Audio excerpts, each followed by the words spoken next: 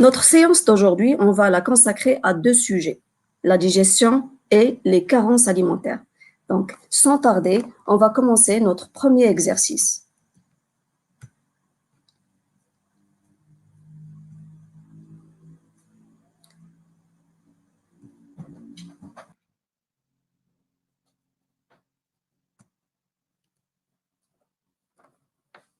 Partie restitution des connaissances.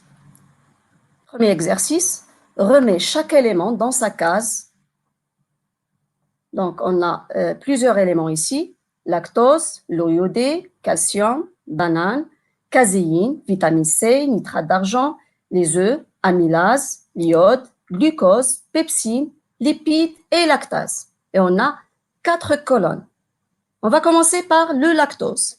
Donc, le lactose, comme vous le savez, c'est un sucre simple qu'on trouve dans le lait.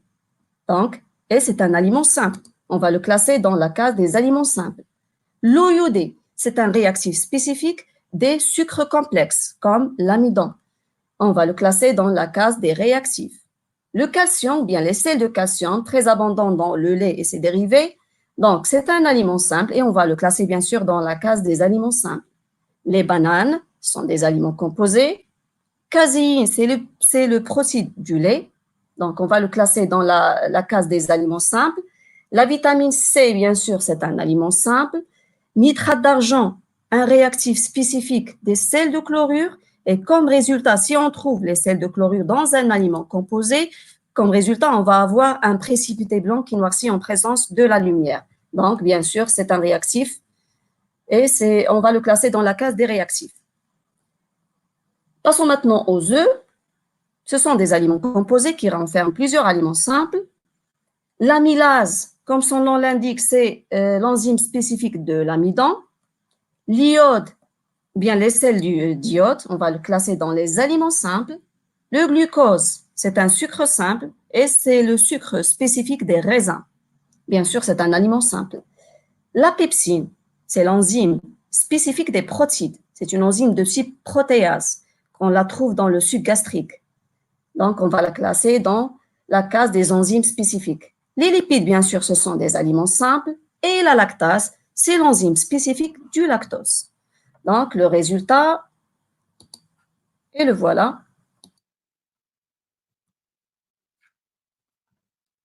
Donc, on a classé chaque terme dans la case qui lui correspond. Et on va passer au deuxième exercice.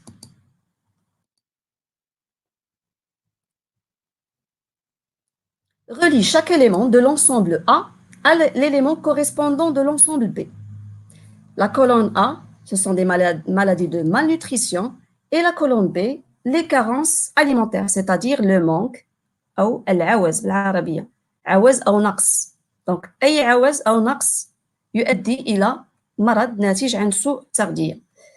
On va commencer par la première maladie, le scorbut.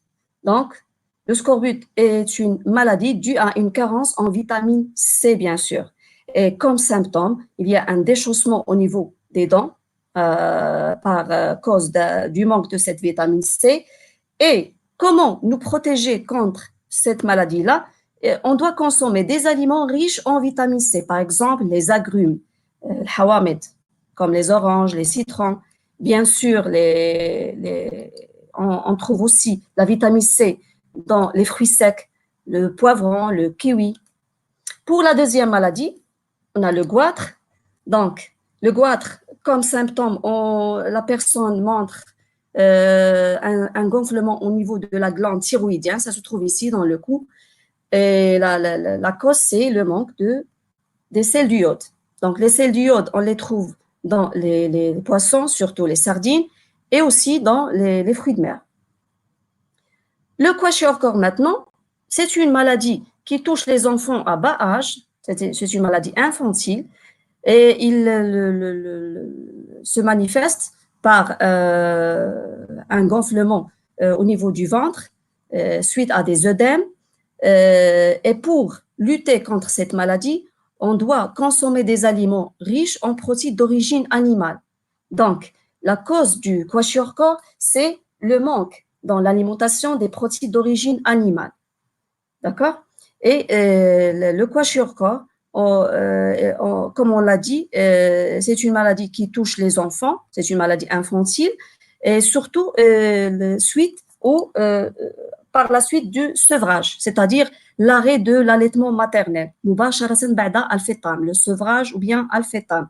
مباشرة بعد الفطام الطفل تبدأ تظهر عليه علامات أو أعراض هذا المرض والتي تتمثل في بطن منتفخ، شعر متقصف وباهت وهزال، يبدأ الطفل في بإظهار هزال شديد جدا. Donc, comme on l'a dit, le kwashiorkor, c'est un manque, c'est une carence en protéines d'origine animale. On passe à une autre maladie, c'est le rachitisme, بالعربية الكساح. Donc, le rachitisme, il est dû à une carence en sel de calcium et vitamine D. Donc, les symptômes qu'on trouve chez la personne, une décalcification au niveau des os par manque du calcium au niveau des os, et la relation entre la vitamine D et les sels de calcium, cette vitamine D, c'est elles qui permettent la fixation des sels de calcium au niveau des os. Donc, on peut se procurer à la vitamine D par deux façons, soit par l'alimentation, c'est-à-dire consommer des aliments riches en vitamine D. Par exemple, on trouve la vitamine D dans le beurre, l'huile de foie de morue, bien sûr dans le lait, mais avec des faibles quantités. C'est pour cette raison on peut la procurer d'une autre façon par exposition aux rayons ultraviolets.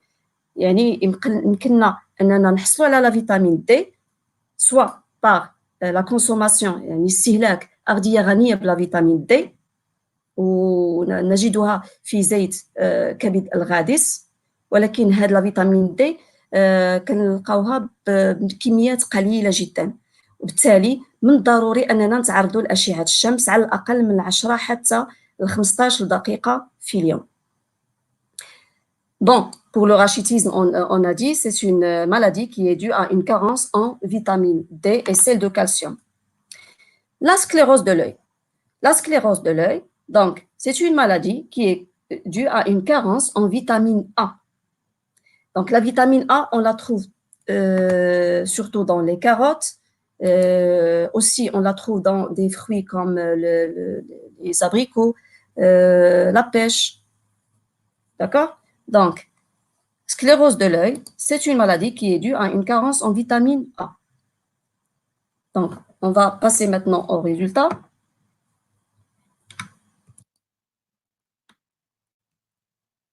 Voilà, scorbut, carence en vitamine C, le goitre, carence en sel d'iode, le kwashiorkor, c'est une carence en protéines d'origine animale. Et pourquoi on a dit protéines d'origine animale?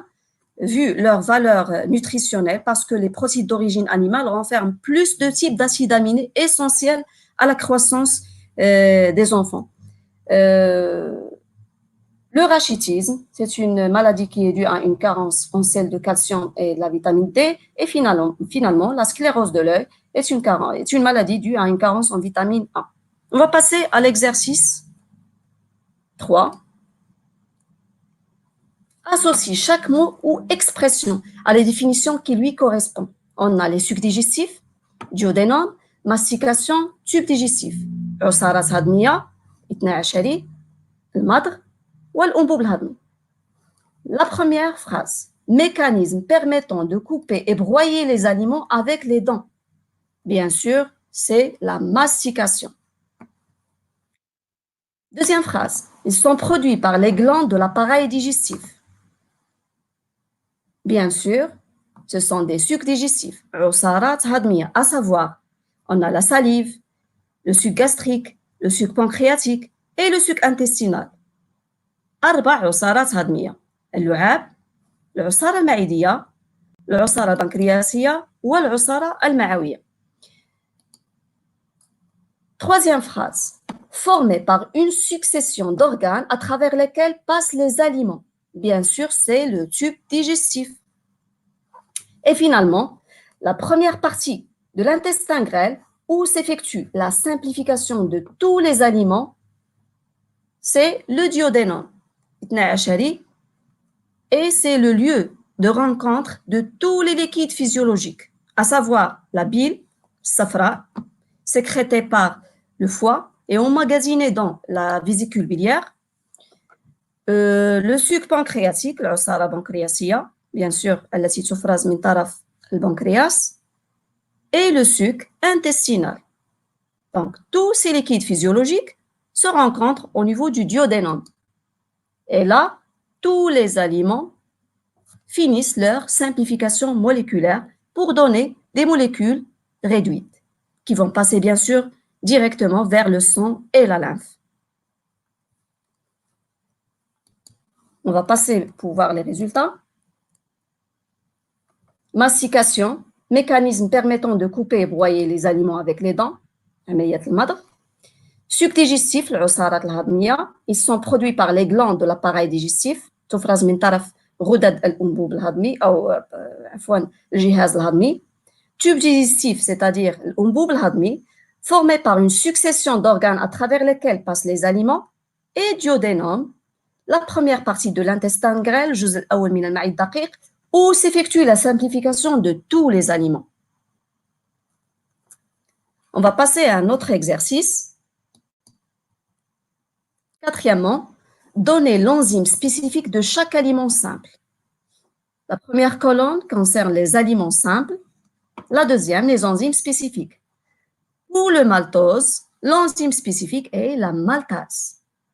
Pour les peptides, l'enzyme spécifique est la peptidase qui transforme les polypeptides en acides aminés, en molécules réduites qui vont passer vers le sang. Les lipides, l'enzyme, c'est la lipase. Il va transformer l'émulsifiant lipidique en acide gras et glycérol. Donc, la lipase, أو enzyme الليباز في وجود الصفراء إذا سوف يعمل على تحليل المستحلب الدهني وكنتيجة نحصل على حمض دهني وغليسيرول. Donc, la lipase, c'est l'enzyme spécifique des lipides. Saccharose. Saccharose, c'est le sucre de la cuisine.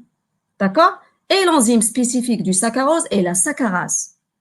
L'amidon, on l'a déjà dit, l'enzyme spécifique est amylase.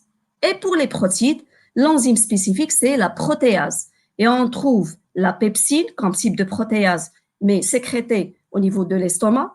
On la trouve dans le suc gastrique. Et aussi, il y a une autre protéase, la trypsine, sécrétée par le suc pancréatique. On va voir le résultat maintenant.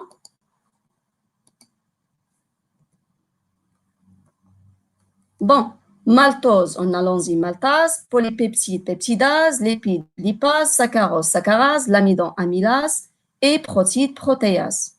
À savoir, les enzymes, ils ont des propriétés, bien sûr. Ils sont actifs à 37 degrés C, ils sont inactifs à 37 degrés C et détruits à une température très élevée. On va passer à un autre exercice.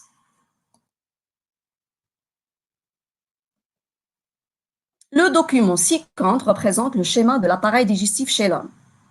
On va souligner les organes qui sécrètent les sucs digestifs. On vient de le dire tout à l'heure. Les sucs digestifs qu'on trouve dans notre appareil digestif, on commence. Le premier niveau, c'est la bouche. Et les glandes salivaires, ils vont sécréter la salive comme suc digestif, qui renferme bien sûr l'amylase salivaire, l'enzyme spécifique de l'emploi d'amidon. On va passer à un autre suc digestif. C'est le deuxième niveau de la digestion, l'estomac. Grâce aux glandes gastriques, l'estomac sécrète à travers ces glandes gastriques du suc gastrique qui renferme deux éléments, l'HCl, ou bien l'acide gastrique, plus l'enzyme pepsine, c'est l'enzyme de type protéase spécifique des protides, où il va y avoir une simplification moléculaire des protides en polypeptides.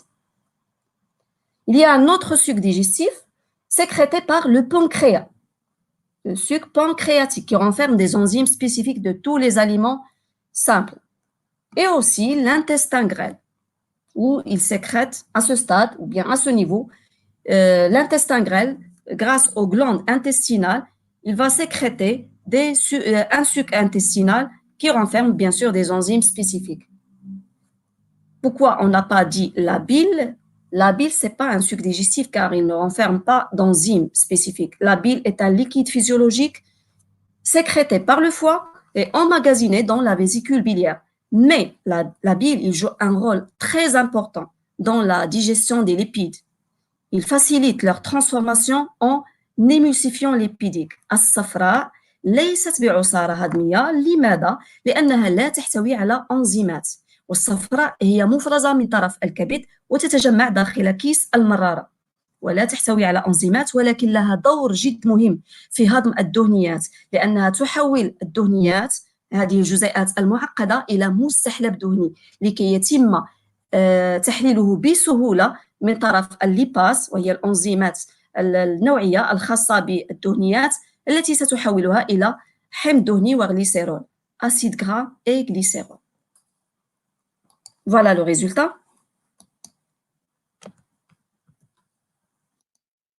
On a souligné la bouche, pardon, l'estomac, le pancréas et l'intestin grêle. Passons maintenant à un autre type d'exercice. Ça concerne maintenant le raisonnement scientifique et communication graphique et écrite. Le document 1, des expériences réalisées au XXe siècle par l'abbé Spallanzani. L'abbé Spallanzani, 1729 et 1799, avait l'idée que l'action des sucs gastriques humains venait compléter la compression de l'estomac, l'action mécanique. Pour vérifier cela, il a réalisé l'expérience suivante. J'en fis entrer du suc gastrique dans un tube en verre. Je mis avec ce suc quelques brins de chair. Je le plaçai dans un fourneau où on éprouvait à peu près la chaleur de mon estomac. J'ai mis aussi un tube semblable avec une quantité d'eau qui était la même que celle du suc gastrique pour me servir de terme de comparaison. Voici les éléments que j'observais. La chair qui était dans le suc gastrique commença à se défaire avant 12 heures et elle continua insensiblement jusqu'au bout de 35 heures. Elle avait perdu toute consistance. Il n'en fut pas de même dans le tube où j'avais mis de l'eau. La plus grande partie des fibres charnues plongées dans l'eau étaient encore entières au bout du 3e jour. Je réexplique, mais cette fois-ci avec un schéma. Donc, Spallanzani, il a introduit dans 2 tubes à essai. Le premier, un morceau de viande avec le suc gastrique. Le deuxième, un morceau de viande, mais avec de l'eau. D'accord? Bien sûr, les 2 tubes, ils sont introduits dans un fourneau à 37 degrés C, c'est-à-dire la chaleur de notre corps. Pourquoi? On vient de le dire tout à l'heure, car les enzymes spécifiques qu'on trouve dans les sucs digestifs, ils sont actifs à une température de 37 degrés C. Ça, c'est pendant le temps T0. Qu'est-ce qu'on voit? Aucun changement. Mais après 35 heures, la viande ici, dans le tube test, où il y a du suc gastrique, il commence elle est complètement ou à peu près disparue. Mais pour le tube contrôle, on voit juste une petite diminution de la taille ou bien du morceau de viande. Donc, les questions sont les suivantes.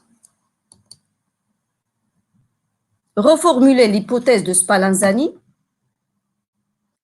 Deuxième question, préciser le tube témoin et déduire son rôle. Troisièmement, expliquer les résultats des expériences de Spallanzani.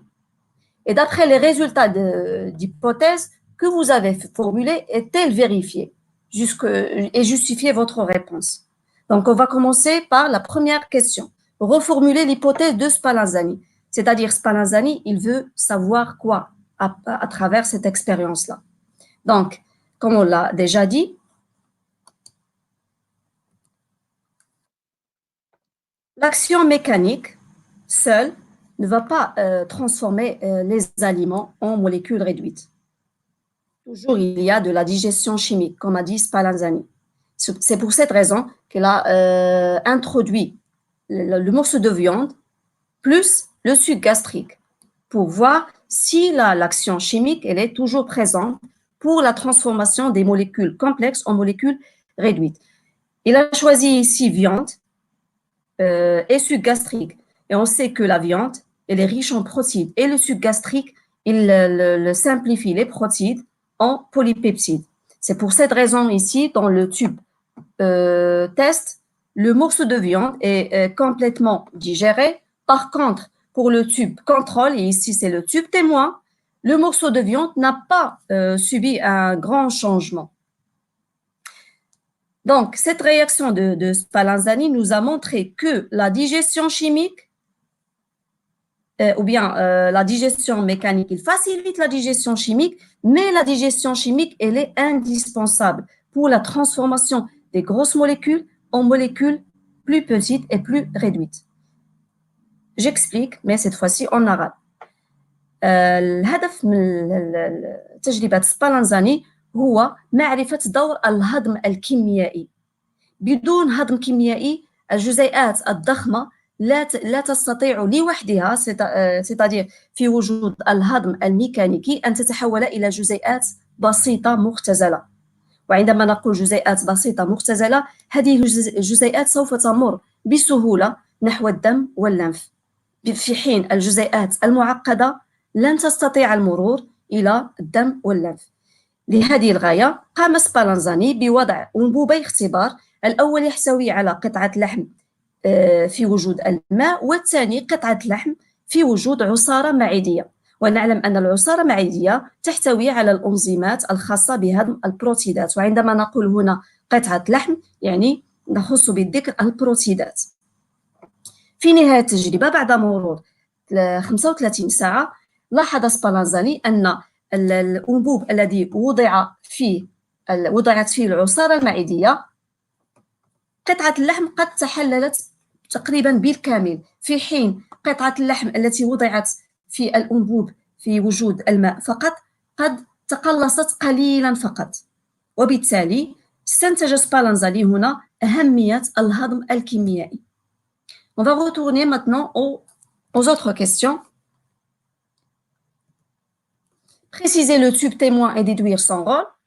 Donc ici, le tube témoin, c'est le tube où Spallanzani a introduit le morceau de viande plus l'eau, où il n'y a pas de transformation du morceau de viande. L'exercice 3, ou bien la question 3, pardon, expliquer les résultats des expériences de Spallanzani. Ici, on a deux tubes, le tube témoin, c'est-à-dire le tube où il y a l'eau plus le morceau de viande, et le tube à contrôler, ou bien le tube test, c'est le tube qui renferme le morceau de viande plus le suc gastrique, où il y a la transformation des protéines en molécules plus réduites. D'après les résultats, l'hypothèse que vous avez formulée est-elle vérifiée? Bien sûr. Ici, Spallanzani a déduit par la suite que la simplification moléculaire ou bien la digestion chimique est essentielle et indispensable pour que toutes les molécules complexes se transforment en molécules réduites. On va passer à un autre exercice et toujours dans le cadre de la digestion. Cette fois-ci avec l'expérience historique de Beaumont, 1785 et 1853. Pendant longtemps, on a pensé que la digestion était un phénomène mécanique, broyage et mastication. Donc ici, Beaumont a dit que دائما احنا كنا كنقولوا بأن الهضم هو عمل ميكانيكي كما قال سبالانزاني mais الهضم هو أيضا فعل كيميائي. Spallanzani au XVIIIe siècle a montré que les sécrétions digestives avaient un rôle important dans la digestion. إذا هنا هذا العالم سبالانزاني قد سبق العالم بومونت في أبحاثه حول الهضم الكيميائي. والعالم بومونت جاء ليؤكد فعلا بأن الهضم الميكانيكي ضروري لتحويل جزيئات الضخمة إلى جزيئات مختزلة بسيطة جدا. Au début du XIXe siècle, un accident a fait progresser les connaissances sur la digestion. Un trappeur canadien avait eu l'estomac perforé par une balle. إذا هنا واحد le soldat نتيجة حادث برصاصة أصابته على مستوى المعدة استغلها هذا الطبيب لكي يأخذ عينة من العصارة المعدية ويجري عليها أبحاثه بطبيعة الحال حول الهضم الكيميائي. Il guérit, mais il a gardé une perforation qui laissait son estomac en communication avec l'extérieur. Un médecin, William Beaumont, réalisa que c'était un formidable sujet d'expérience. À 11 heures, après avoir fait jeûner le garçon pendant 17 heures, je pris environ 30 grammes de sucre gastrique pur de son estomac. أخذ 30 غرام من العصارة المعدية من معدة هذا الجندي الصغير. Je pris un morceau de bœuf bouilli et le mis dans le sucre gastrique. إذن دائما أخذ قطعة من لحم البقر ووضعها في هذه العصارة المعدية. Je bouchai le tube et le plaça dans une casserole pleine d'eau à 37 degrés C. Ici, toujours 37 degrés C, elle est présente, car c'est la chaleur, bien la température idéale pour que tous les sucs digestifs, à savoir les enzymes spécifiques, sont actifs à cette température-là. À 22 heures, la totalité de la viande était digérée. J'introduisais également dans l'estomac par la perforation un morceau de bœuf bouilli. Je constatais 2 heures plus tard que la digestion avait eu lieu. C'est-à-dire, lorsqu'il a introduit le morceau de viande en présence du suc gastrique, tout le morceau de viande a été digéré. Donc, la digestion chimique a eu lieu. الهضم الميكانيكي الكيميائي حدث في وجود العصارة المعدية، وبالتالي استنتج هذا العالم كما استنتج العالم سبالانزاني من قبله بأن العمل الكيميائي ضروري لتحليل وتبسيط الجزيئات المعقدة إلى جزيئات مختزلة بسيطة.